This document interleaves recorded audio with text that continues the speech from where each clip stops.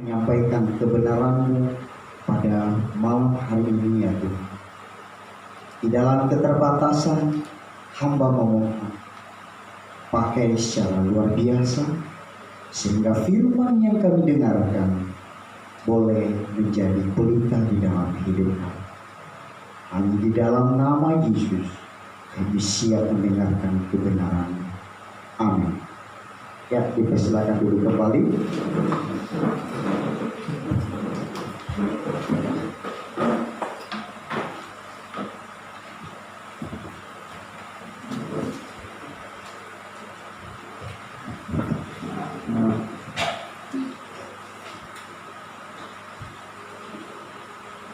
Shalom yang dikasihi Tuhan. Shalom. Sekali lagi shalom. Shalom. Ya, lumayan semangatnya.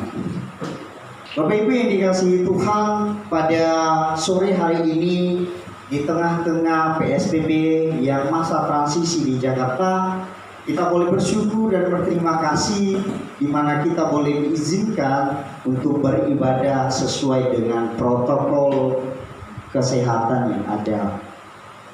Dan puji nama Tuhan juga saya diberikan kesempatan lagi untuk mau melayani, bahkan diberikan kesempatan oleh seksi rohani dari Senat. Terima kasih.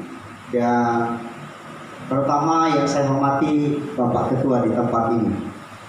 Sebelum kita mendengarkan kebenaran firman Tuhan, mari kita membacakan kebenaran firman Tuhan yang terambil dari Yakobus pasal 4 ayat 6 sampai 10. Amin. Yakobus pasal 4 ayat 6 sampai 10.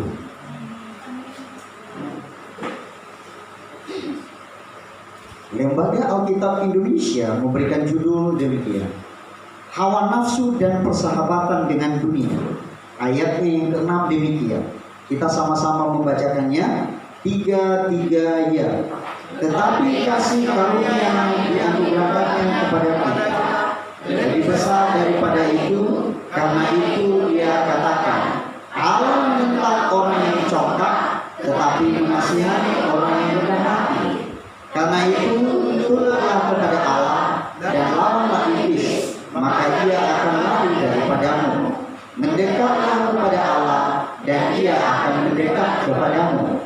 Tahirkanlah tanganmu, hai kamu orang-orang berdosa, dan sucikanlah hatimu, hai kamu yang berdua hati. Sadarilah kemalanganmu, berduka cita dan merataplah. Hendaklah tertawamu kamu ganti dengan rata, dan sukacitamu dengan duka cita. Rendahkanlah dirimu di hadapan Tuhan, dan Dia akan meninggikan kamu. Sekali lagi saya akan membacakan di ayat yang ke-7.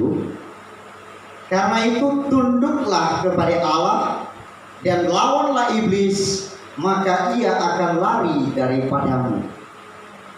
Saudara-saudara yang dikasihi Tuhan, saya akan memberikan tema kepada kita di malam hari ini, yaitu milikilah penundukan diri. Sekali lagi saya katakan, milikilah penundukan diri. Saudara-saudara yang dikasihi Tuhan, kalau misalnya kita bisa melihat bahwa apa tujuan Yakobus menulis surat ini. Tujuan Yakobus menulis surat ini adalah supaya orang-orang Kristen, atau dalam pengertian Yakobus, agar mereka melakukan dalam kehidupan sehari-hari. Itu tujuannya. Kalau kita melihat lebih dalam bahwa Yakobus menulis surat ini, itu diperkirakan 40 tahun Masehi. Itu diperkirakan. Jadi surat Yakobus ini diperjelas bahwa dia mengirim surat ini kepada 12 suku di perantauan. Supaya apa? Supaya mereka mengerti dan memiliki kekuatan di dalam penderitaan atau pencobaan-pencobaan yang mereka alami. Bahkan mereka percobaan yang mereka alami bukan hanya secara internal, tetapi di luar daripada internal itu sendiri. Oleh karena itu, maka surat Paulus ini memberikan kepada jemaatnya agar mereka lebih kuat, lebih semangat di dalam menerima tantangan, cobaan yang dihadapi. Tetapi satu hal yang dinyatakan di situ adalah agar mereka tetap bertumbuh di dalam iman. Itu yang harus kita ketahui di dalam hal ini. Nah, saudara-saudara yang dikasihi Tuhan, kalau kita melihat di dalam contoh penundukan ini, saya ambil contoh salah satunya adalah Abraham. Ya. Kalau kita melihat Abraham adalah bagaimana sejarahnya, mungkin mahasiswa pasti mengerti hal itu. Di mana Abraham itu dengan istrinya Sarah tidak punya anak, atau sering dikatakan Sarah itu adalah mandul. Tetapi ketika kita melihat janji Allah yang dinyatakan di dalam keturunan Abraham, maka apa yang sebenarnya dipikirkan oleh Abraham? Tentunya di dalam hal ini mungkin secara nalar saya, secara rasional saya, ya sudahlah, Allah itu adalah Maha Pemberi, Allah itu Maha Pengasih, otomatis saya berpasrah pada Tuhan. Tentunya di dalam hal itu tidak. Tetapi harus diidentik bahwa Abraham dikatakan adalah orang yang beriman kepada Tuhan. Maka Allah menyatakan janjinya kepada Allah menyatakan Allah menyatakan janjinya kepada Abraham agar ya melihat bahwa bagaimana pemeliharaan Allah itu kepada Abraham. Ketika Abraham diberikan suatu berkat yang sangat luar biasa, yaitu anak, maka dari situ bagaimana kalau kita merasakan hal yang sama apa yang dirindukan oleh Abraham? Sungguh sukacita yang sangat luar biasa, Bapak. Dia begitu merindukan seseorang anak, maka Tuhan mengabulkan hal itu di umur Sarah yang ke-90. Saudara-saudara yang dikasihi Tuhan, setelah itu dinyatakan, maka Abraham diuji, ditantang, apakah dia tunduk pada Allah.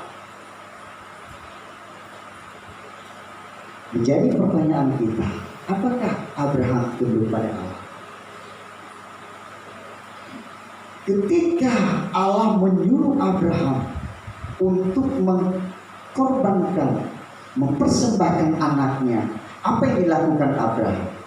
Kalau anak yang satu-satunya, apa yang dia rasakan? Tuhan, jangan, itu anak satu-satunya. Tetapi oleh karena Abraham memiliki ketundukan di dalam Allah, maka dia mengikut apa yang dinyatakan oleh Allah. Ketika Ishak menanyakan kepada Abraham, mana korbannya? Apa yang kau pikirkan kalau misalnya seperti itu dinyatakan dalam hidup kita? Ini merupakan suatu dilema kepada Abraham. Tetapi jawaban Abraham begitu singkat dan sederhana. Tuhan menyediakan. Wow, bagi saya itu adalah sungguh luar biasa. Dan ini saya menilai Abraham itu adalah menunjukkan bahwa dirinya memiliki ketundukan di dalam Allah. Saudara-saudara yang dikasihi Tuhan, menurut Kamus Webster, arti daripada kata penundukan yaitu secara sukarela berserah kepada satu sama lain, menyerahkan rancangan-rancangan atau tujuan seseorang kepada orang lain. Artinya penundukan diri membawa seseorang berada di bawah kepemimpinan. Ya, berada di bawah kepemimpinan orang lain. Orang yang tunduk bukan di atas kepemimpinan orang lain, tetapi dia berada di bawah kepemimpinan orang lain. Berarti dia tidak lebih daripada atasan, tapi atasan dia harus bawahan harus tunduk pada atasan. Itu yang pengertian daripada penundukan secara Webster. Di dalam artinya di sini bahwa demikian kita sebagai orang-orang yang percaya kepada Tuhan, kita harus tunduk kepada kehendak Allah. Kita harus tunduk pada pimpinan kita. Kita harus tunduk pada atasan kita. Kita harus tunduk orang yang memberikan kita nasihat. Dengan demikian, tetapi zaman sekarang yang sudah berubah. Ya, kalau kita melihat tidak seperti yang dinyatakan kata pendudukan itu. Tetapi di dalam firman Tuhan, di ayat yang ke-6 dijelaskan bahwa ada banyak orang yang menentang Allah. Ya, artinya tidak ada zaman sekarang yang menundukkan diri. Walaupun sebenarnya saat ini ada sebagian yang tunduk, tetapi sepenuhnya bahwa masih belum menundukkan diri. Makanya di dalam firman Tuhan dikatakan di dalam Yakobus pasal 4 ayat 6 di situ, Allah menentang orang yang congkak, tetapi mengasihani orang yang rendah hati. Tentunya di dalam hal ini Bapak Ibu yang dikasihi Tuhan, kita harus memiliki di dalam hati kita penundukan dengan sungguh-sungguh. Ya, kita di dalam konteks di bawah kepemimpinan lembaga, khususnya di STT HAMI. Dalam pengertian hal ini bahwa ketika kita sudah berada di dalam STT HAMI, maka kita sebagai mahasiswa ataupun dosen melakukan sewenang-wenangnya saja. Tentu tidak, karena ada aturan-aturan yang harus dipenuhi, aturan-aturan yang harus dijalankan. Mahasiswa yang berada di dalam asrama, dia harus tunduk pada 10 hukum Taurat yang diberikan oleh asrama. Bukan seperti hukum Taurat yang ada di Pentaten. Ya. Tetapi di sini menjelaskan kepada kita, kalau engkau dipanggil menjadi hamba Tuhan, engkau siap dibentuk di dalam Tuhan dan engkau menjadi anak Tuhan yang luar biasa. Orang yang tidak mau tunduk pada aturan, maka itu yang disebut dengan congkak. Biasanya orang congkak itu atau dikatakan dengan sombong identik dengan apa yang dia sudah punya. Misalnya kekayaan, harta, jabatan dan sebagainya. Tetapi bagi mahasiswa mungkin ilmu yang sudah didapat saat ini, maka dia tidak tunduk pada hal-hal yang sesungguhnya itu adalah harus tunduk pada atasan. Atau mungkin karena dia cantik, maka dia tidak tunduk pada orang yang jelek. Atau misalnya dia menganggap seseorang itu adalah kita hanya sedikit, bahasa kasar di sini 11-12, maka saya tidak mau mendengarkan apa yang engkau sampaikan, apa yang engkau nasihati. Sesungguhnya kita harus tunduk, sekalipun dia adalah teman kita. Karena dia sudah diberikan kepercayaan, maka kita harus tunduk. Karena itu dia sudah mendapatkan wewenang atau dikatakan otoritas. Saudara-saudara yang dikasihi Tuhan, di dalam hal ini bahwa kita diajarkan penundukan diri dan kerendahan hati itu sepaket. Ya, sepaket. Artinya sepakat itu adalah satu yang tidak bisa dipisahkan satu dengan yang lain. Ya. Ketika ada penundukan, di situ nyata kerendahan hati. Orang yang memiliki kerendahan hati berarti dia siap dicaci maki, dihina, bahkan diomeli. Demi apa? Masa depan yang baik, bahkan di dalam dirinya sudah mengambil hati hamba. Itu. Saudara-saudara yang dikasihi Tuhan, ketika kita sudah tunduk kepada atasan kita atau kepada Tuhan, maka ada hal yang harus kita lihat di situ. Apa yang harus kita lihat kalau kita sudah tunduk? Tentunya di dalam hal ini bahwa kita benar-benar diberkati Tuhan. Abraham salah satu contoh. Tuhan tidak pernah membiarkan orang yang tunduk hati atau memiliki kerendahan hati dibiarkan begitu saja, jatuh begitu saja. Tetapi orang yang tunduk kepada Tuhan atau kepada kepemimpinan yang baik, maka hasilnya pun akan baik. Itu yang kita lihat. Dengan demikian Bapak Ibu yang dikasihi Tuhan, bahwa dengan hal ini ketundukan yang harus kita lakukan adalah di dalam Wahyu pasal 15 ayat 4b. Di situ kita bisa membaca. Ahmad boleh? Wahyu pasal 15 pasal 15 ayat 4b. Wahyu pasal 15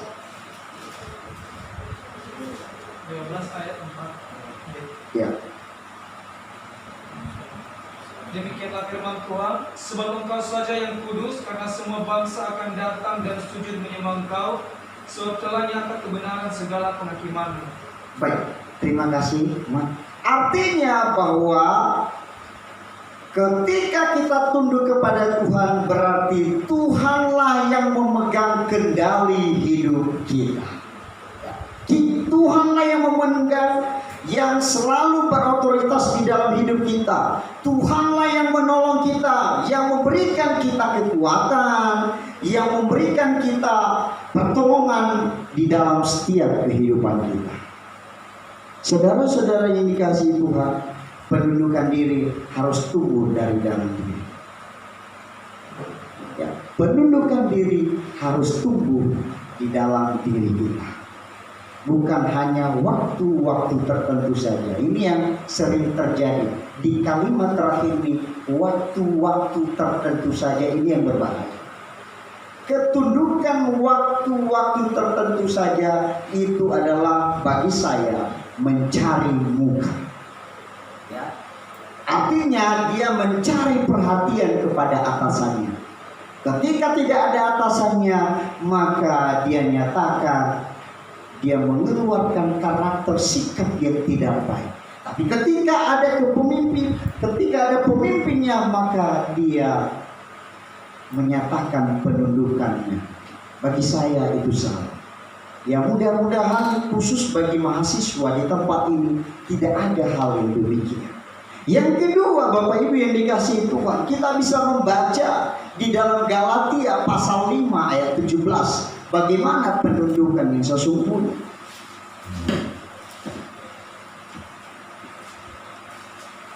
Boleh Erwin baca buat kita? Demikian firman Tuhan, Galatia pasal 5 ayat 17.